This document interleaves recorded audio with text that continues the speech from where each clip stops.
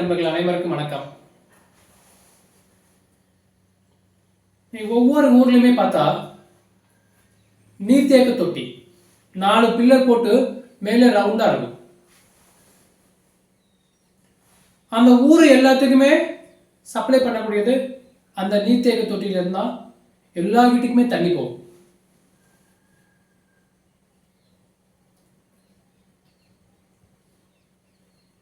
ஒவ்வொரு கிராமத்திலுமே இருக்கு. அதுபோல ஒவ்வொரு குடும்பத்திலுமே ஒரு மகிழ்ச்சி, ஒரு சந்தோஷம், ஒரு அன்பு, ஒரு அரவணைப்பு என்பது எப்படி இருக்கணும்,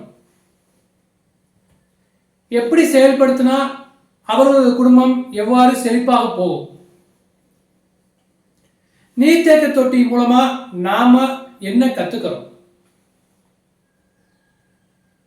உங்களுக்கு ஏதாவது தெரிஞ்சுன்னா சொல்லுங்க பார்க்கலாம். நான் என்னோட பார்வையில நான் எடுத்துக்கிட்டது ஒண்ணுதான். அந்த ஊர்ல உள்ள அத்தனை வீட்டுக்கு தண்ணி நிறைய போகணும், கரெக்டா போகணும் அப்படின்னா நீர்த்தேக்க தொட்டில தண்ணி எப்படி இருந்தா எல்லா வீட்டுக்கும் தண்ணி போகும்.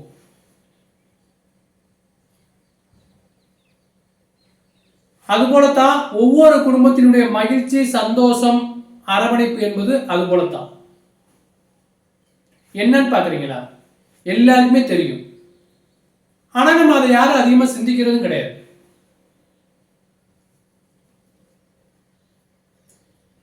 குடிநீர் அந்த டேங்குக்கும் நம்ம வீட்டுக்கும் நம்மளுடைய குடும்ப சந்தோஷத்துக்கும் என்ன வித்தியாசம் இருக்கு? என்னன்னு பார்த்தோம்னா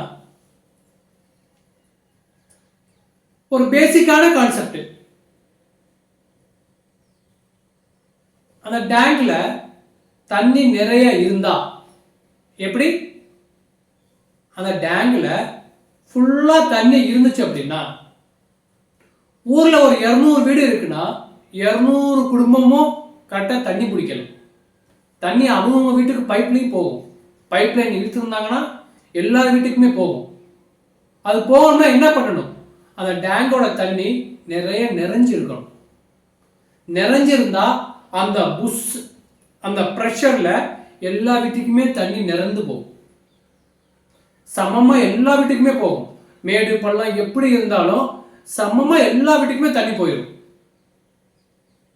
ஆனா அதே நேரத்துல நீர்த்தேக்க தொட்டில தண்ணி கம்மியாக பார்த்தோம் அப்படின்னா ஒவ்வொரு வீட்டுல ஒவ்வொரு பகுதியா ஒவ்வொரு ஏரியாவா தண்ணி கட்டாயி கடைசியில அந்த டேங்க் பக்கத்தில் உள்ள வீட்டுக்கு மட்டும்தான் தண்ணி போகும்.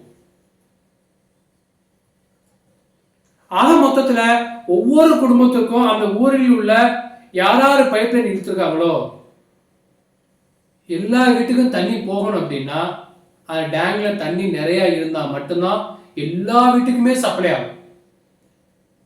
அதனுடைய அளவு குறைய குறைய குறைய குறைய அது பக்கத்துல இருக்கிறவங்க மட்டும்தான் தண்ணி கிடைக்கும். அதுவுமே கொஞ்சம் லெவல் கீழே குறைஞ்சிட்டா அதுவும் கிடைக்காது.